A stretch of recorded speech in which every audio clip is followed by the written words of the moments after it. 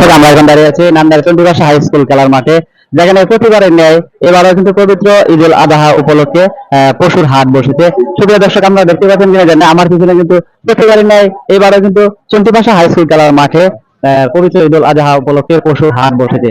আমরা একটু পশুর হাটের যে বিস্তারিত এবং পশুর হাটের যে চিত্রটুকু আমরা একটু জানার চেষ্টা করব। এখানে কিন্তু বিভিন্ন দূর দূরান্ত থেকে কামারিরা তাদের পশুকে এখানে নিয়ে আসেন বিক্রি করার জন্য, এবং এখানে কিন্তু অনেক দূর দূরান্ত থেকে পাইকাররা এবং ক্রেতারা আসেন এখান থেকে পশু ক্রয় করার জন্য। আমরা একটু পশুর হাটের দৃশ্যটুকু আপনাদের দেখানোর চেষ্টা করব। সুপ্রিয় দর্শক, আমরা একটু পশুর হাটের চিত্রটুকু আপনাদের সামনে তুলে ধরার চেষ্টা করবো। আমরা এখন একটু পশুর হাটের চিত্র দেখা, এখানে একজন কৃষকের সাথে কথা বলবো যিনি কিনা তার পশুকে হাটে তুলেছেন বিক্রি করার জন্য। আমরা একটু বিস্তারিত জানার চেষ্টা করবো। আচ্ছা ভাই, আপনি তো এখানে গরু বিক্রি করার জন্য, আপনার গরু কি দাম হয়েছে? অবশ্যই, কেন হবে না।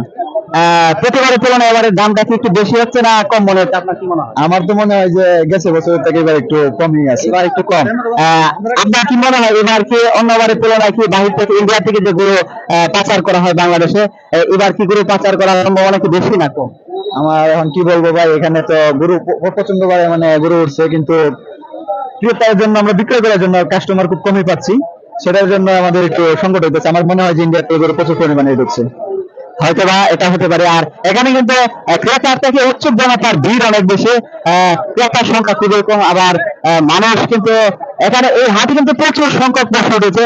পশু ছাড়াও এখানে কিন্তু আমরা দেখতে পাচ্ছি দুটা মহিষও উঠেছে। আবারও মাঠের এই বাজারের যে উত্তর পাশে একটি অনেক বিশাল আকারের একটি গরু পশু উঠেছে, আমরা লক্ষ্য করতে পারছি। আর বাজারে কিন্তু প্রচুর সংখ্যক পশু উঠেছে, গরু ছাড়াও আরো বিভিন্ন ধরনের পশু এখানে উঠেছে।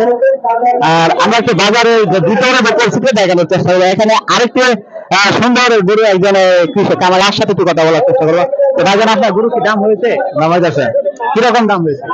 এই 45-46। আপনি কিরকম হলে বেচবেন? এই 50-এর কাছাকাছি গেলে বিক্রি করে দেব। ধন্যবাদ আপনাকে, অসংখ্য ধন্যবাদ।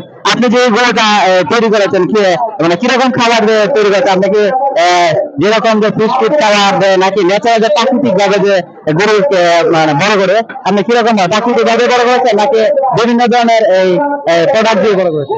আমরা খাদ্য বেশি খাওয়া করেছি। আর ধন্যবাদ। আর গরুতে কিন্তু একবারে দেশি করে, একবারে ন্যাচারাল প্রাকৃতিক যে খাবার গুলো তৈরি করে, সেই প্রাকৃতিক খাবার কিন্তু এই হাটে কিন্তু ম্যাক্সিমাম করে কিন্তু প্রাকৃতিক ন্যাচারালি তৈরি হয়েছে। অনেক বড় বড় গরু এখানে আছে। ধন্যবাদ। আজকে পশু হাট থেকে এই ছিল। পরবর্তী আপনাদের যে যেখান থেকে আমাদেরকে দেখতেন, ধন্যবাদ আপনাদেরকে।